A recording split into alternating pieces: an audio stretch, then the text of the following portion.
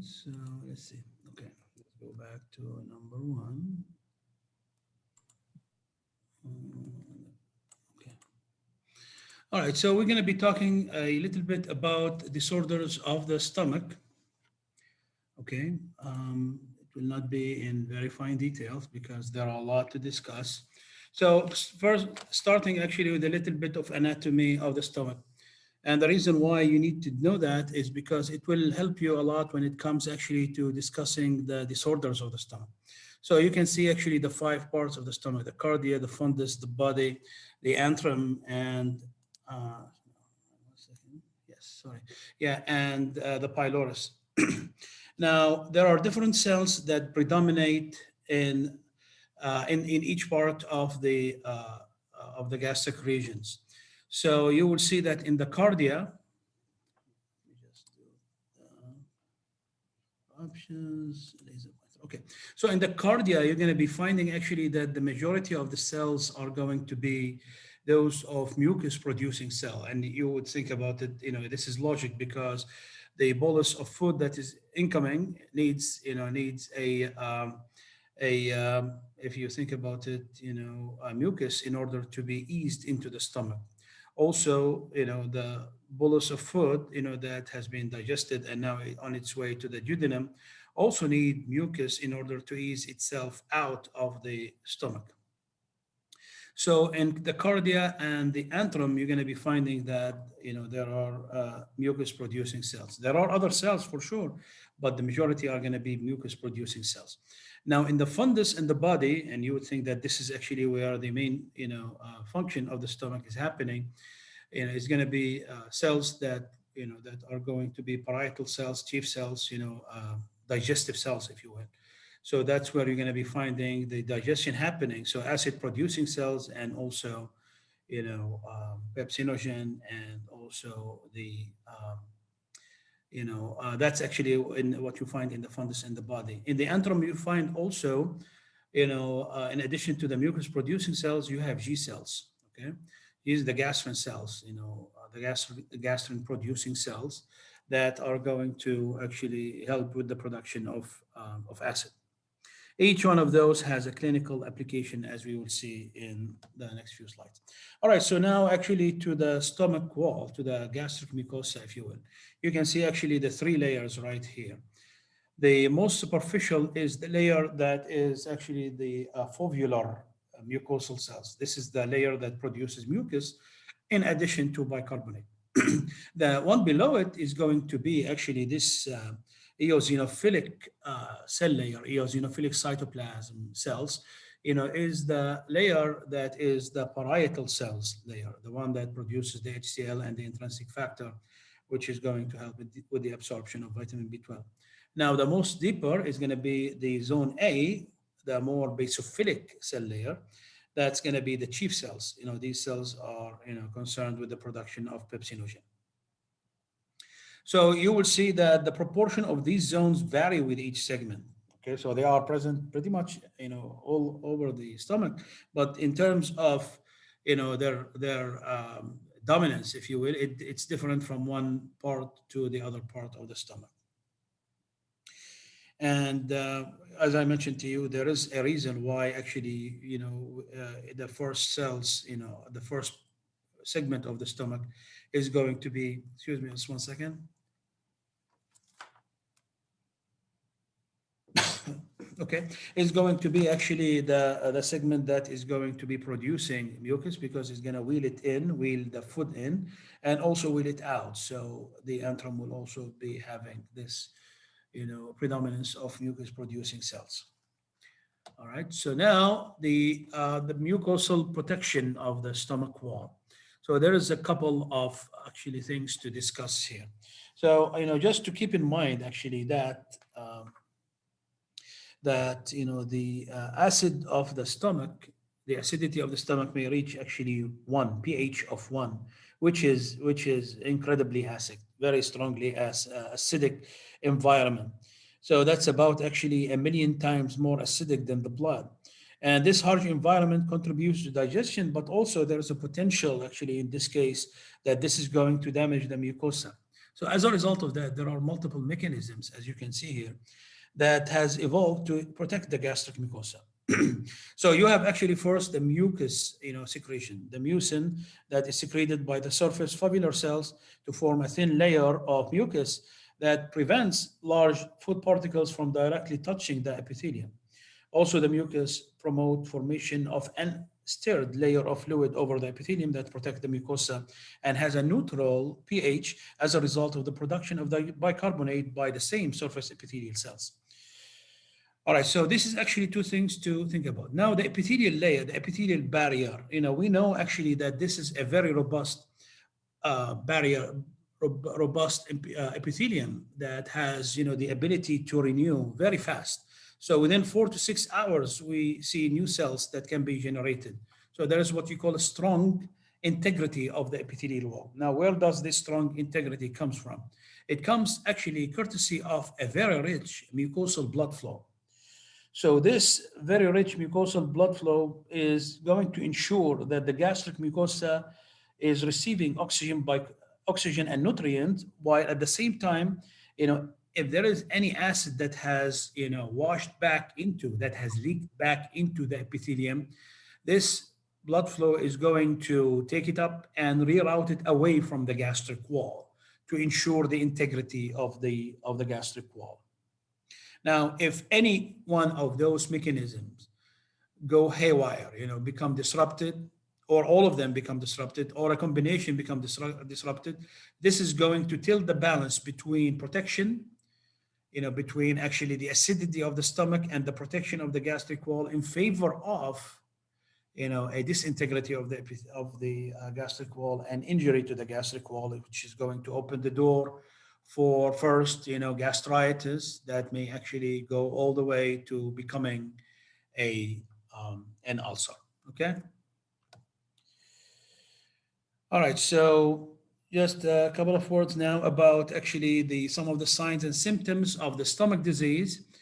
Starting with hematemesis. So there is, that's vomiting blood. The most common cause in this case is going to be due to peptic ulcer disease, but it is not the only cause of that. There are a lot of causes, that may start in the oral cavity, all the way into, the pharynx, all the way into the esophagus and into the lower esophagus. If there is, for example, esophageal varices, these are, important causes for vomiting blood. Esophageal varices as a result of increased portal tension, what you call portal hypertension, that is going to reflect back on the area of anastomosis between the portal and the systemic circulation. If there is any kind of hemorrhagic erosive gastritis, that may result also in,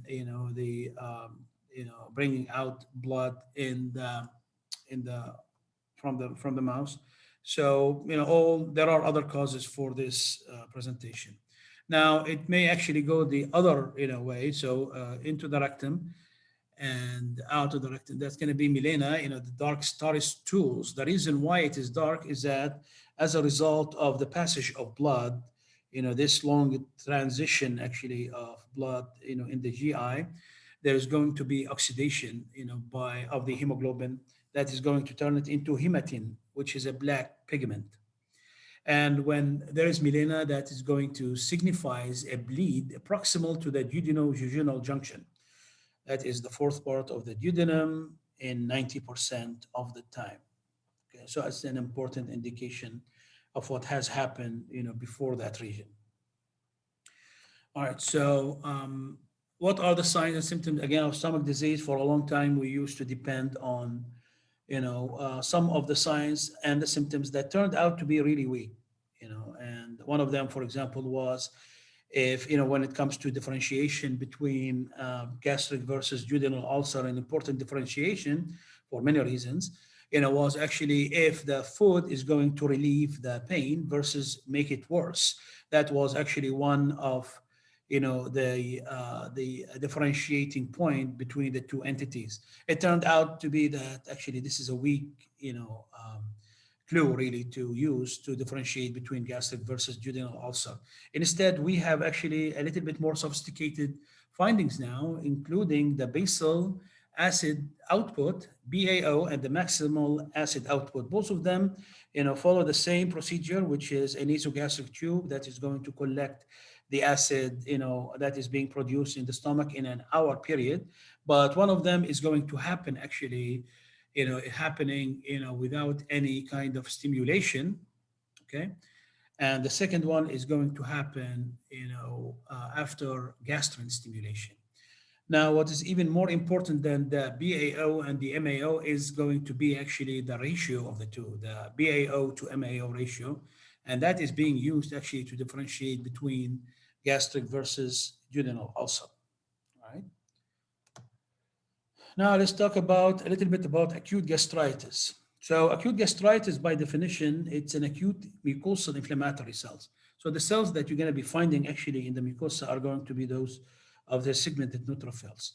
Now, that's actually the opening salvo. What could happen after that is that it may become chronic, and that is going to, allow for the other cells, for the chronic inflammatory cells, to participate. In the process of doing so, during the initial insult, what's going to happen is that those neutrophils that are now present in the mucosa have a lot of, as you know, degradative enzymes. So they are going to resolve, but it is a mild kind of, acute inflammatory response. So there's going to be a loss of a little bit of membrane. So as a result of what you call erosions, it will be very superficial loss, of the membrane, very superficial, to the point that it may be missed actually on endoscopy. It may be missed even when you are doing microscopic examination.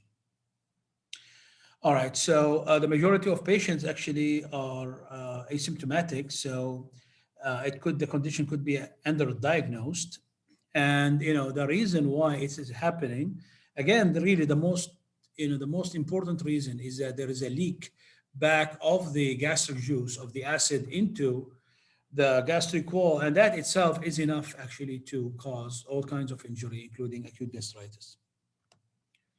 Now, what are the associated conditions of this? Now, we know that, for example, NSAIDs, play a definite role in acute gastritis. In those patients, it's going to be, a very stark kind of presentation. So what's happening in those patients is that the NSAIDs are going to interfere with two things. One of them is going to be in the production of bicarbonate, and the second one is going to be in the protection in the production of prostaglandins. Okay, so they are going to decrease the prostaglandins that are being produced. Now, prostaglandins is going to ensure vasodilation. So you are now affecting the blood supply of the gastric wall. And that's a very important factor when it comes to gastric injury. And also, the bicarbonate production, and that is going to ensure a little bit of neutrality of at least the mucus that is, overlying the gastric mucosa.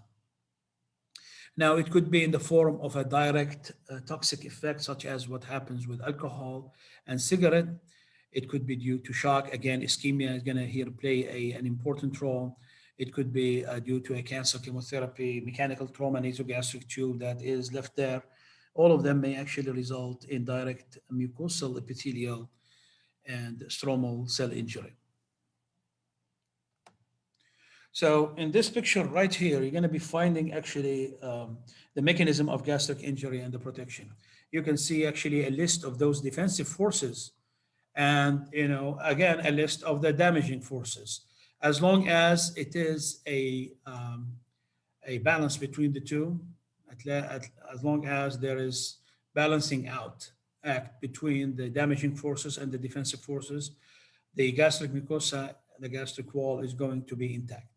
When you see that, you add to it, for example, an H. pylori infection, we will see how that come to happen. Actually, how does it cause injury to the gastric wall, or medications, or direct poisoning, the end result, or for example, a systemic acidosis, event from whatever, from shock, from infection, from sepsis, that may contribute to this. That is going to overwhelm the system, and as a result of that, injury will happen. The injury that will happen is going to start, it may actually go all the way into an ulceration right off the bat, or it may actually be gradual if it's mild.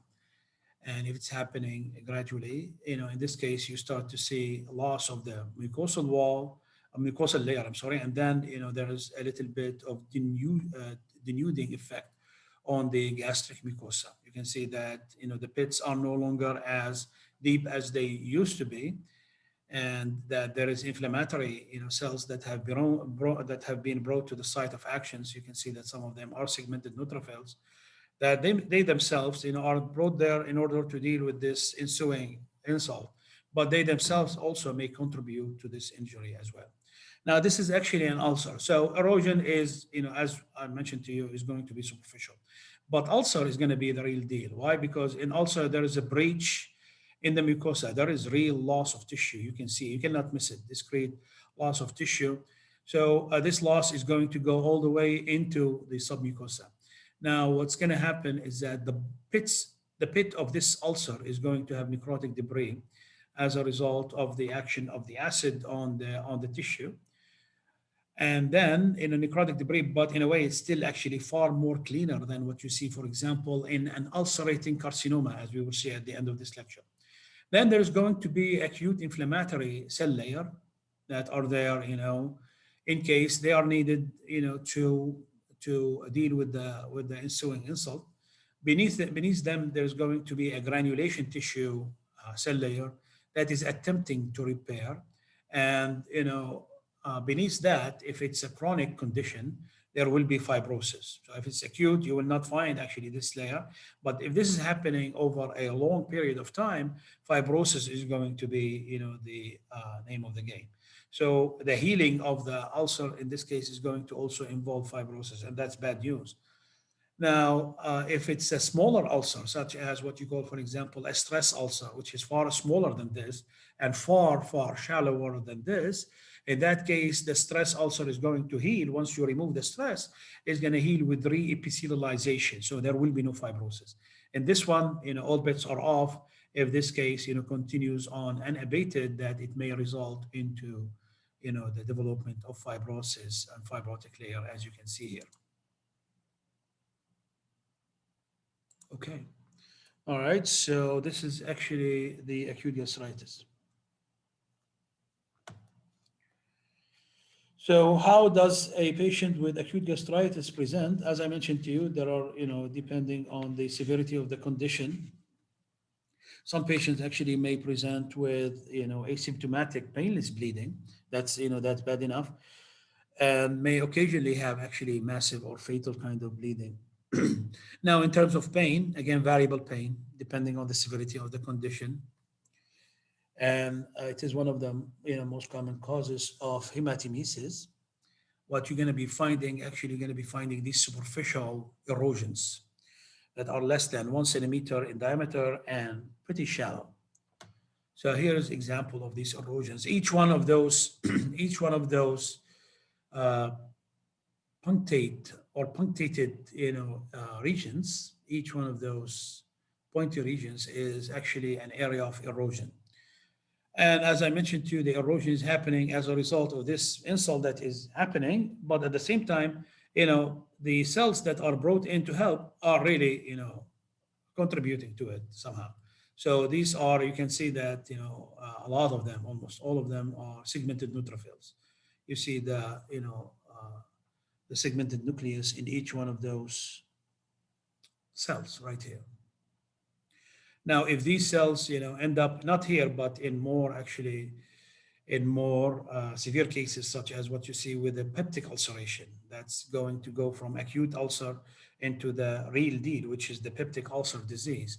If these cells, the segmented neutrophils start to actually reach in the gastric glands, so reach into those actually pits, that's going to result in what you call pit abscess. Okay, so but you don't find it here because again, this is very limited to the most upper layer. In terms of severity, it's also very limited, so you don't see that.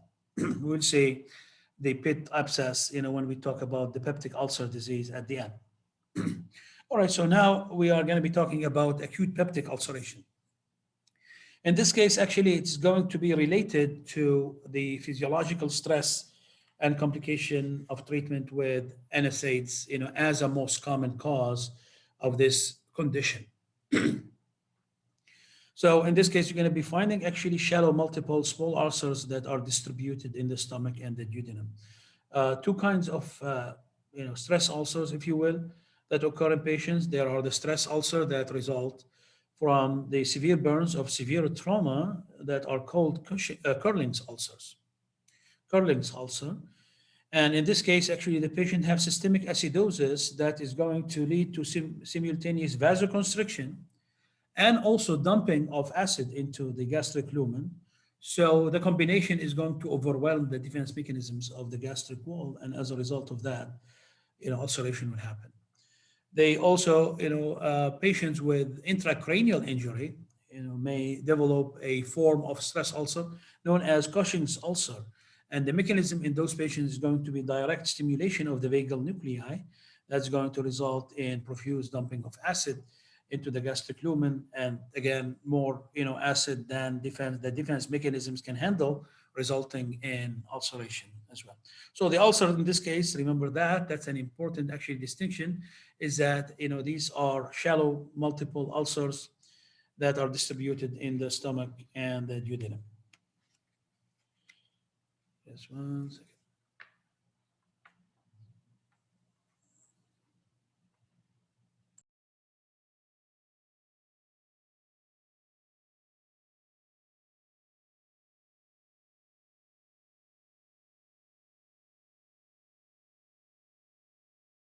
All right, sorry about that. All right, so now let's talk about these actually stress ulcers. As I mentioned to you here in the first slide right here, that it is going to be related to NSAIDs, probably the most common cause of this kind of ulceration. We talked about how NSAIDs may cause it simply by actually, first, there is a direct chemical irritation, as well as the cycloogenase inhibition that will happen that will prevent the prostaglandin synthesis.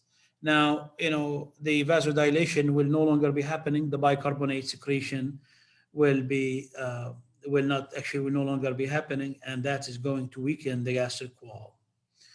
All right, so that's with regard to NSAIDs. Okay, so the ulcers are going to be multiple, shallow to deep, but definitely nowhere, near what you see with peptic ulcer disease that is going to stretch into the submucosa. In terms of diameter, about 1 centimeter in maximum diameter.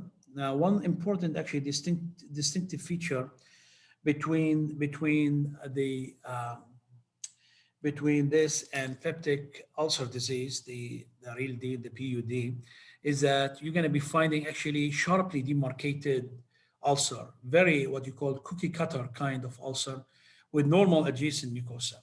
The adjacent mucosa does not have any pathology in terms of fibrosis, or in terms of extending from the ulcer itself in the form of folds, rugal folds, and you're not going to, if you take a section of this ulcer, you're not going to be finding actually any scarring and mucosa or the submucosa, and there is no thickening of blood vessels. And those two actually may be found in peptic ulcer disease as a result of the chronicity of the condition. So over there, you may see, as I mentioned to you, fibrosis, and you may see also thickening of the blood vessels. The healing will happen with reepithelialization rather than fibrosis. Again, because it is much smaller, so to cover this area will be much easier than to cover a peptic ulcer disease that will be far wider and far deeper. All right, so now NSAID, we did talk about this, intracranial, we did talk about all of those. Actually, these are the mechanisms, the pathogenesis of those kinds of ulcers. Here are examples of them. In a lot of autopsies, we see this. Those patients who have been there, hospitalized for a good period of time, or are patients with acidosis, systemic acidosis. We find this kind of presentation, when the autopsy is done. So multiple small round, you can see that it is absolutely, well demarcated. Okay. And that, in terms of, you have to take my word for it, in terms of depth, it's pretty shallow. It's not as deep as what you see with other, with the PUD ulcer. All right, so now we're going to be talking about chronic gastritis. Chronic gastritis, again, the name itself gives it out. That's actually chronic inflammation, chronic inflammatory cells infiltration of the gastric mucosa. The most common cause is going to be the H. pylori infection. Now, if you are in the stomach and you say H. pylori, you're going to be right, really, probably 90% of the time. The reason for this is that it is involved. This bacillus is involved in so many different, disorders that happen in the stomach, from the peptic ulcer disease to chronic gastritis, to gastric adenocarcinoma in the long run, if it happens that the chronic gastritis is not treated and continues on unabated. All right, so Helicobacter pylori is one major cause. The other major cause is going to be autoimmune gastritis. Okay, now, in terms of presentation, it is less severe, but it is more persistent than the acute type. Okay, so definitely, you cannot miss it, because the patient is going to come in with a chronic kind of presentation. Now, in terms of the findings that is going to separate it, that's going to differentiate it from the acute gastritis, this trio is very important. So you're going to be finding mucosal gland atrophy. There will be epithelial metaplasia in the form of intestinal metaplasia and goblet cell metaplasia, and there will be absence of erosions. So three important features to differentiate between chronic gastritis and acute gastritis. In the long run, if you leave it happening, of course, what you can do, you can treat Helicobacter pylori. For the autoimmune gastritis, unfortunately, it's going to be really a very big challenge to deal with this, to try to manage, autoimmune gastritis. So if this is left, for, a long period of time, then dysplasia actually may set in. Dysplasia may set in.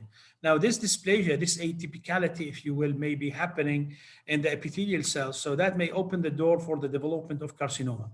Now, at the same time, actually, especially with Helicobacter pylori, you will see that there is continuous recruitment and activation of lymphocytes. So much so that these lymphocytes at one point in time may actually become malignant. They may transform into malignant lymphocytes, and they are going to attack, the gastric glands, creating what is known as, a very important, entity in the GI tract, especially in the stomach. In this case, it's called the marginal zone lymphoma. Okay. Mucosal associated lymphoid tissue lymphoma, maltoma, also known as maltoma. All right, so that's the chronic gastritis. So obviously it is an important entity.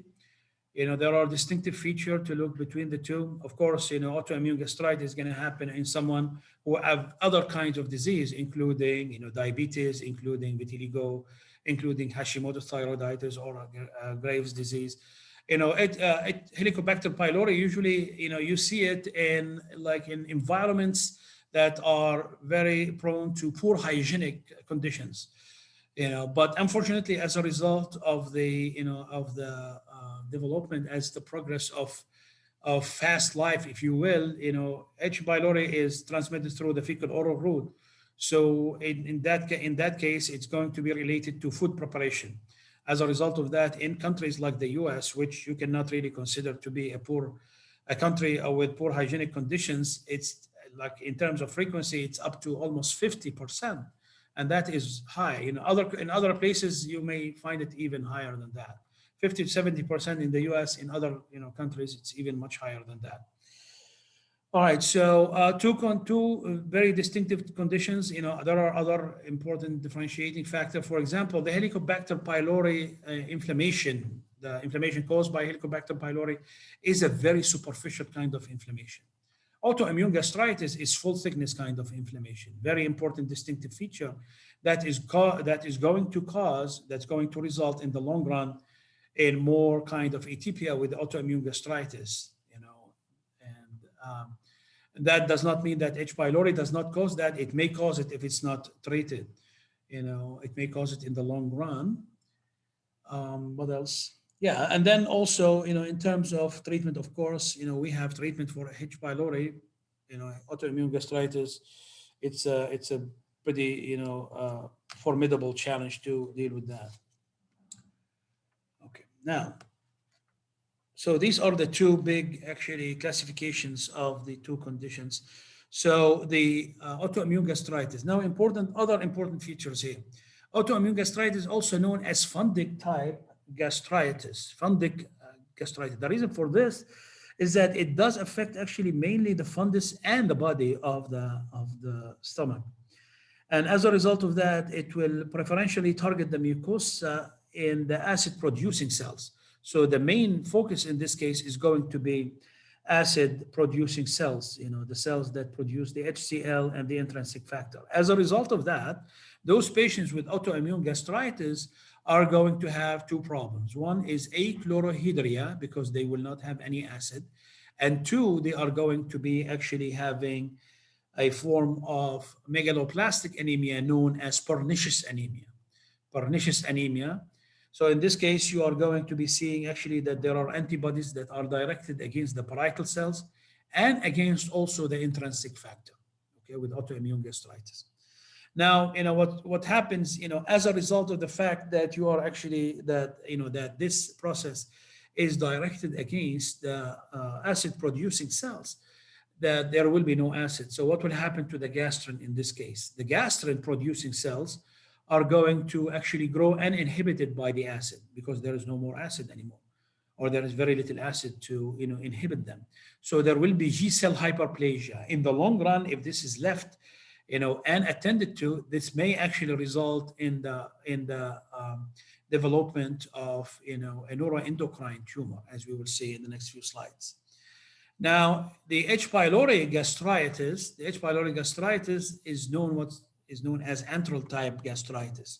So it starts actually in the antrum. So the cells that are going to be affected are going to be the mucus producing cells, but then it may actually it may engulf the whole stomach, what you call pangastritis. So when there is pangastritis in this case, that's going to open the door for further complications along the road. If it becomes chronic, that may actually result in atypia and dysplasia, and may open the door for gastric carcinoma development. Now, the H. pylori, that is going to cause gastritis, the chronic gastritis, the H. pylori, may actually predispose to peptic ulcer. The reason for this is that, they are going actually to irritate the acid-producing cells. At the same time, they are weakening the mucus-producing cells. So again, that is going to tilt the balance in favor of injury to the gastric wall. And in case actually of a duodenal ulcer, the H. pylori in that case simply is actually increasing the production of acid by irritating those acid producing cells. And this acid is being actually brought into the duodenum. The duodenum does not have the defense mechanisms, as much as that of the stomach, and the end result is going to be duodenal ulcer development. Okay, so two conditions to keep in mind when it comes to that. So starting with chronic autoimmune gastritis, you can see actually from this picture, this is done with autoantibodies to parietal cells. So we added autoantibodies to parietal cells that you see in this section, and those cells have lit up, as you can see. All right, and that is happening again in the fundus and the body of the stomach. Now, one important feature to recognize here is the fact that this is a much deeper process than the H. pylori, because you can see that it extends into the lower area of the gastric mucosa, okay? What is the cause of that is going to be actually autoantibodies directed against the parietal cells and against the intrinsic factor that will result in the immune destruction of those cells. in the long run, what are the complications? It's going to be resulting, there will be no intrinsic factor that is being produced by the parietal cells anymore. So as a result of that, there will be megaloblastic anemia. The megaloblastic anemia resulting from this process, from the autoimmune gastritis, is what you call pernicious anemia. So only that type of megaloblastic anemia is what you call pernicious anemia. Okay, and something to definitely keep in mind. Now, the achlorohydria is going to result in hypergastrinemia, and that is going, as I mentioned to you, to result actually in G cell hyperplasia. Okay. Now, there is also, as a result of the continuous inflammation, the continuous chronic inflammation that is happening in the gastric mucosa, there is increased risk of gastric adenocarcinoma and also increased risk of transformation of those endocrine cell hyperplasia, endocrine G cell hyperplasia into a, if you give me 2 seconds, please.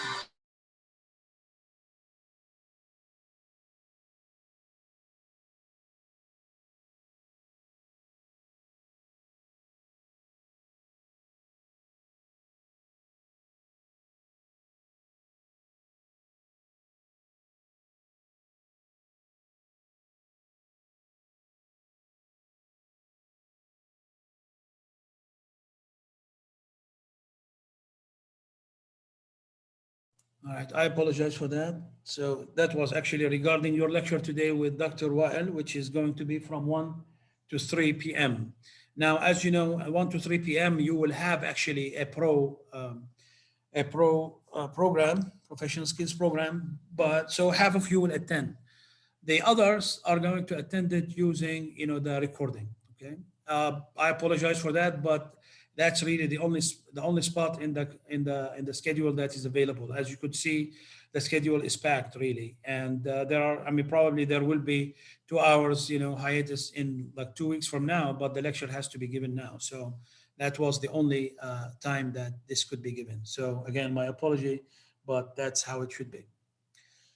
All right, so these are the complications of autoimmune gastritis. Now let's move on to actually the other type, which in this case is going to be, sorry, which is going to be actually the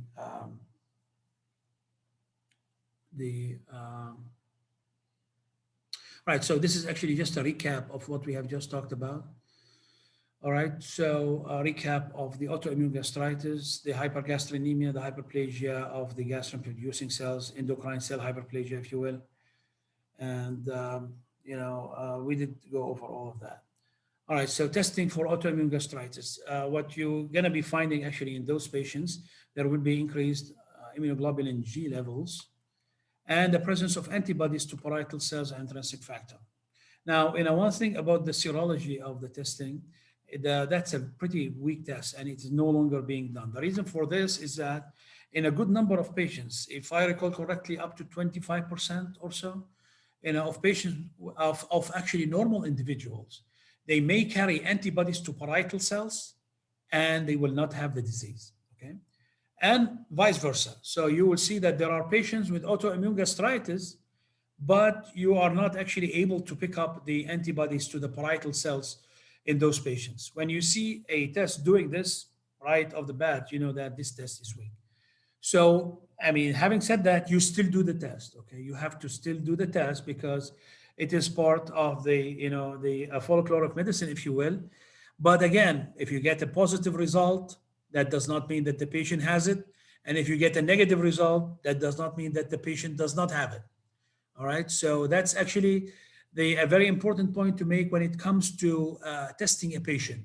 It is a testing, in the right hands, because interpretation of the test result is probably of paramount importance, and it should be in the right hands because, you cannot say that if, for example, if you do the test and everything in the patient actually is telling you this is autoimmune gastritis and the test comes back negative, you should not call that patient not having autoimmune gastritis because the test is negative. It is important to know that the test could be negative. I think I have delivered this idea to you now.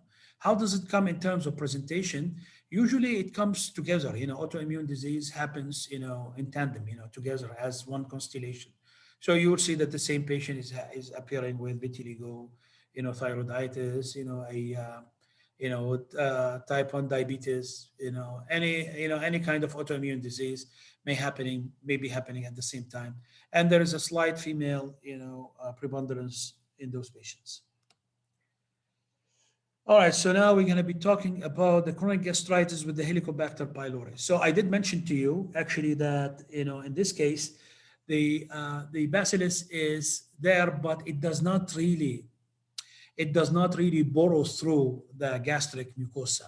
It's a pretty superficial bacillus, pretty superficial organism. It stays actually, a very nice word that I read yesterday.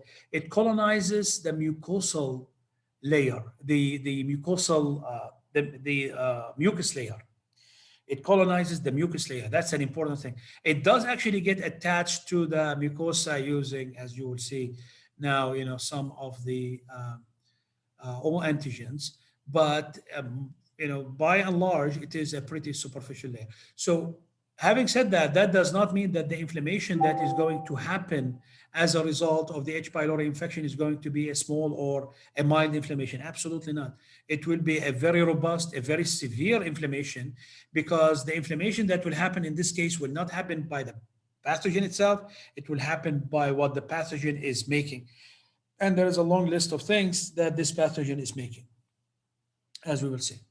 All right, so you say chronic infection or chronic inflammation. Does that mean that there is no acute? Yes, there is acute actually, but it is, it does not produce sufficient symptoms to require medical attention and to be diagnosed as such. So the chronic infection is the one that will have actually this constellation of presentation, and in about 90% of the time, the chronic gastritis affecting the antrum will be with that of the H. pylori. So in this case, it's going to be focused on the mucus-producing cells. That itself is going to tilt the balance towards, injurious insult on the gastric wall. At the same time, it's going to result in increased acid secretion. And as a result of that, that's going to actually result in even more likelihood of development of a further complication of this organism, which is going to be, in this case, peptic ulcer disease of the stomach or the duodenum. All right, so now actually we're going to be talking about the epidemiology of this. So 30 to 50% of the population. I mean, that's incredible if you really think about it. In a country like the US, like I told you, in other countries, even much higher than that. So prevalence increase with age, and it is transmitted. It's a fecal oral route pathogen. So where is it? Usually food preparation, and it is a bad actually connotation because it is related to poor sanitation. All right, so let's talk a little bit about the pathogenesis actually of this organism. And it has a couple of things that makes it, the powerful organism that it is. First, production of urease. Urease itself is going to actually produce ammonium by converting the urea to ammonia. And that itself is going to neutralize the acid. So it will create, if you will, a protection halo, around the organisms that is going to help it, to escape the insult of acid. It has a flagella, so that's going to allow it for motility, and again, that's going to help it actually escape, areas of higher acidity within the gastric lumen. It produces proteases and cytokines that itself is going to wreak havoc on the gastric wall, allowing for ulceration to happen. All right, so attaches to blood group O receptors on the mucosal cells. Like I told you, it is in the mucus layer, colonizes the mucus layers and the upper layers of the mucosa, attaching to it, by the blood group O. So as a result of that, you see that there are certain individuals who will have more severe kind of infection than others. Now, very important, actually, distinctive feature is, some of the strains of the H. pylori have a special gene known as CAG-A gene, cytotoxin associated gene, that is going to allow it to produce, you know, good amount of pro-inflammatory cytokines that is going to institute the chronic inflammation. Okay. Again, remember, it's not an invasive bacterium. It does stay on the top or just, on the most upper layer of the epithelium of the gastric mucosa.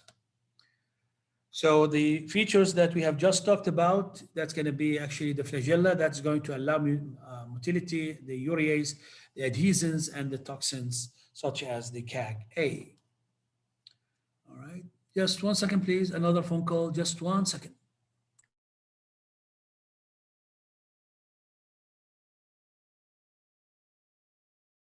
All right, that was a quick one. All right, so the end result is going to be tilting the balance in favor of actually injury of the gastric wall. So in the long run, what's going to happen is that with this recruitment, of cells, with this injury to the epithelial cells and recruitment of inflammatory cells, that is going, if you guys recall from POD, that's going to result in speeding up the cell cycle. And when that happens, insults and mutations may actually enter the cell, and it will be harder to monitor those kind of mutations.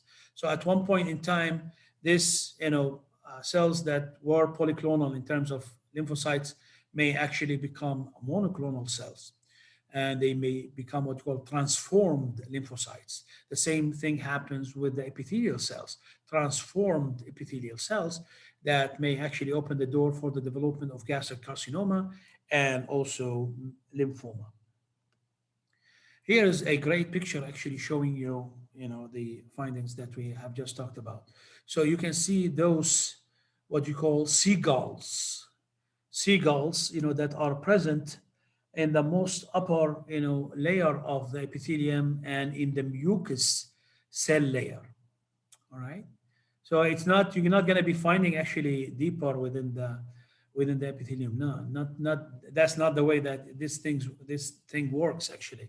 It is through what it elaborates, all the peptides, all the cytotoxins that are going to wreak havoc on the epithelium and, onto the lamina propria as well. So you can see actually, even though this is a very, it's a picture part of a bigger picture, you see here there is increased number actually of inflammatory cells. In this case, chronic inflammatory cells. And those cells are what you call plasma cells. How do you know they are plasma cells? Because the nuclei are actually on the edge of the cell. And then on the, on top of the nucleus, there is a halo, a clearing. That halo is the Golgi apparatus. That's what you see with plasma cells. Now, in addition to this, you see that those cells are loaded with this, pinkish material. And this pinkish material is simply, immunoglobulin. So these, this very small organism have managed actually to recruit, activate, those inflammatory cells to produce immunoglobulin in their fight, of this organism. Okay, what else now?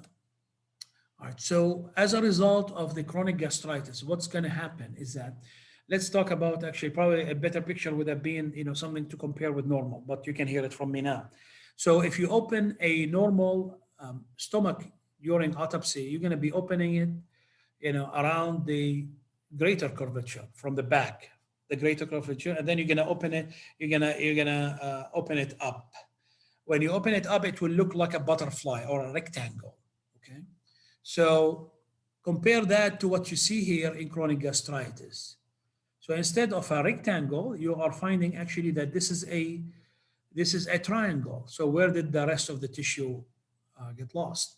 Well, it get lost because there is a chronic inflammation that is resulting in destruction of the tissue. That's one.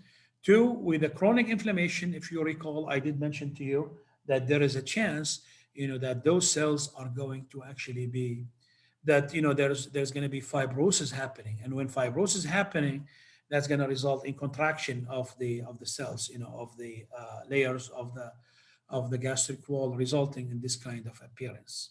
Okay, so clear atrophy. There is loss of rugal folds. The characteristic rugal folds of the stomach are gone. Again, as an indication of atrophy. And then also the mucosa, instead of having actually this pinkish mucosa, you have this, dark red, and that is again due to the very, intense inflammation going on in the gastric wall. All right, if you take a section of that stomach and you compare it to normal, you can see how thick this normal section is. Okay, if you compare that to this here, you will see that there is a lot of loss of tissue. A lot of loss of tissue, again, as a result of the ongoing inflammation. Not only that, if you look here, you are going to start to see also what looks like, from this power, lymphoid follicles. Okay, lymphoid follicles, that itself actually is an indication of the intensity of the chronic inflammation happening in the gastric wall. At one point in time, those lymphoid follicles may be the starting point of the development of the mucosal associated lymphoid tissue lymphoma, the multoma, or the other name for it is a marginal zone lymphoma. Marginal zone lymphoma is a very weak kind of lymphoma. What you call it's a grade 1. Okay, the lowest kind of grades is given to marginal zone lymphoma early on. And as a result of that, lo and behold, you're going to be reading actually in your reference that treatment of a marginal zone lymphoma with antibiotic for H. pylori may actually reverse the lymphoma. And believe it or not, you have to, I'm sure a lot of you will probably not believe that now, but you can open any reference and you will see that this is the case. And the reason for this is that they call this tumor a very weakly independent tumor, meaning that you can reverse the monoclonality by simply stopping the infection that is ongoing. That is in the very early stages of this condition. Okay, the only time you're going to be hearing, an antibiotic treating a malignancy. Okay, but there are, let me put it to you this way, there are a lot of scientists and physicians who believe that actually the starting point of malignancy is with actually infection. So this is one point they use to confirm their hypothesis. All right, it's already 10 o'clock, so I guess we'll stop now. Okay, and we'll continue tomorrow, inshallah. All right, thank you guys. Any question on the run? You can keep it for tomorrow if you have anything. Hello? Thank you so much, Doctor. Just the students again are asking for the slides, if you don't mind. Sure, I will. Let me do that right away. Hold on one second. Yes, Yeah, you can either put it on the chat or email it to me, and I can forward it to them, whatever you prefer. Yeah, like I'm not really very, what do you call it? Very like technically savvy. I think Yeah. So let's see how we're gonna be doing this. Okay. And one of the students asked regarding the lecture that you said is going to be in the time of pro, I guess, or lab. Yeah. She said, how will the attendance be marked for those who can't make it? I don't know really about that, but probably we're not going to be like too mean with you, because again, it's not your fault. You know what I'm saying? So it's not going to be. Yeah. Okay. Yeah. So just one second. Let's see. I'm having technical difficulty. Oh, maybe here. Yes. Let's see. No. How do you drag it? You drag it, right? You have to drag it. Yeah, you can drag and drop, or if you'd like, you can just email it to me. I have access to emails. I can forward. It is really huge. Let's see. Oh, okay. Just one second. Let's see. Okay, 1, 2. No. I don't know. Maybe I have submitted multiple copies, or maybe no copies at all. Again, I will email it to Dr. Sarah, and she will share it with you. Okay. Okay, sure. All right, guys. Thank you very much. Thank you, Doctor. Have a nice day. Okay, thanks a lot, Sarah. Bye-bye. Bye-bye.